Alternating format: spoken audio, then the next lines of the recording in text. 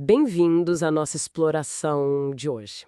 A gente mergulhou em algumas reflexões, sabe, de pregações sobre uma questão bem central. Como que a gente pode entender e viver a vontade de Deus? Exato. As fontes que a gente viu passeiam por passagens como Romanos 12, Tiago 4, 1 Pedro 2 e trazem uns exemplos bem práticos, né? Isso. A nossa missão aqui é destilar as ideias mais fortes desses materiais. Ok. Vamos investigar o que significa realmente buscar a vontade divina, sabe? E a diferença entre como Deus escolhe para salvação e para serviço. Ah, interessante essa distinção. E, crucialmente, como uma vida transformada é tipo a chave para discernir o caminho que ele tem para nós. Legal. Então vamos começar por aí, por essa distinção na escolha de Deus. Uma das fontes, Jonathan Carlos, ele ressalta algo importante. Sim. A salvação, como diz lá em João 3,16, é oferecida para todo mundo que crê, né? Mas para o serviço, para usar talentos específicos, tipo pregar, cantar, liderar, aí sim parece que há uma escolha mais direcionada. Uhum. Quer dizer, muitos são chamados para a salvação, mas poucos escolhidos para essa atuação específica. É, e essa ideia de ser escolhido para um propósito faz eco lá em 1 2,9, né? Que descreve os crentes como geração eleita, sacerdócio real. Certo? Escolhidos para quê? Para anunciar as grandezas daquele que nos tirou das trevas. É uma escolha para produzir, para agir, né? Para fazer a diferença. Exato. E essa vontade para a qual a gente é chamado, segundo outra fonte, Hernandes Dias Lopes, que explora Romanos 12, ela não é algo penoso, não. É descrita como boa, agradável e perfeita. Boa, agradável e perfeita. Isso é importante. E como? Como entra a nossa parte nisso tudo? As fontes falam bastante sobre a nossa escolha e também sobre submissão, né? Falo muito. O Luciano Subirá, por exemplo, ele usa Tiago 4, que adverte contra aquela presunção de fazer planos muito detalhados, sabe? C, tipo, vamos para tal cidade fazer negócios. Isso. Teremos lucro sem aquele essencial, se Deus quiser. Planejar assim, sem essa entrega, é visto como arrogante pretensão. Pesado, né? É forte. E essa submissão é fundamental. O exemplo máximo claro a gente vê em Jesus no Getsêmani, né? Sim. Não a minha vontade, mas a tua. Mas, em contraste, as fontes também mencionam Adão e Judas. Ambos fizeram escolhas que levaram, à queda e à traição. Mesmo Deus sabendo o que ia acontecer, ele deu a eles a liberdade de escolher.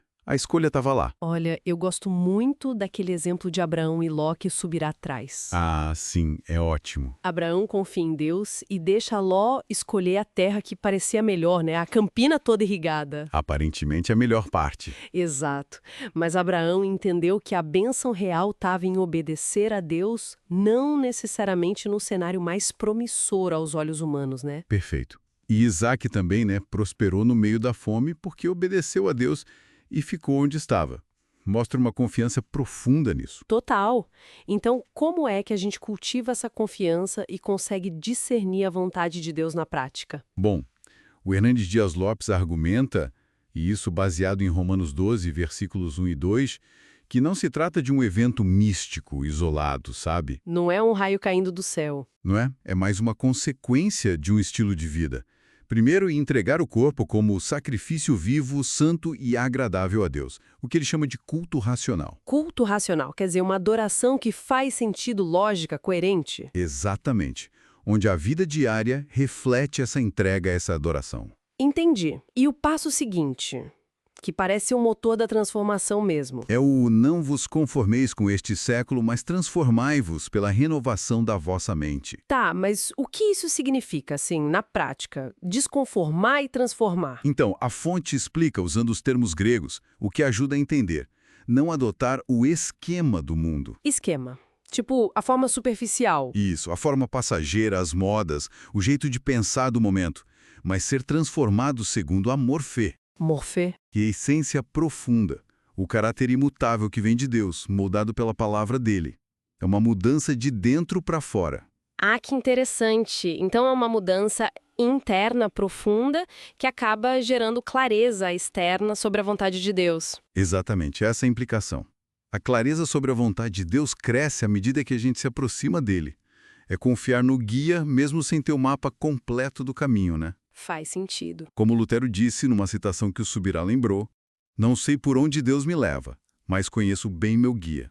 Que frase. Muda o foco, né, de ficar pedindo para Deus consertar nossos planos errados para buscar seguir a liderança dele desde o comecinho. Muito bom. E falando em propósito, em seguir a Deus, uma perspectiva interessante que veio do Jonathan Carlos conecta essa ideia de geração eleita com os nossos dias. Como assim? Ele menciona a geração da figueira, que é uma interpretação que ele aplica a Israel e ao tempo atual, sabe?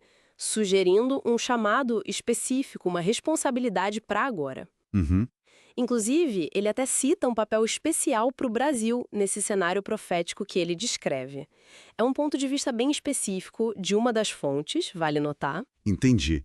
Bom, amarrando tudo isso então, a mensagem central que parece emergir dessas diferentes fontes é que entender a vontade de Deus é menos sobre decifrar sinais enigmáticos, né? Sim, parece que é mais sobre um processo ativo, contínuo, Exato. um processo de entrega diária, de permitir que a nossa mente seja renovada pela palavra e de caminhar em obediência, confiando, né?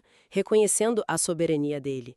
Parece mais uma jornada mesmo do que um destino pontual. Perfeito. É essa submissão ativa e uma vida consagrada que, segundo as fontes que a gente analisou, nos abrem para experimentar a vontade de Deus como ela realmente é. Boa, agradável e perfeita. Não é passividade, então. De forma alguma. É um alinhamento intencional. Isso deixa a gente com uma reflexão final bem interessante, né? Se a clareza vem dessa transformação interna, de alinhar o nosso esquema passageiro com amor, fé divina, qual seria, assim, um pequeno passo prático?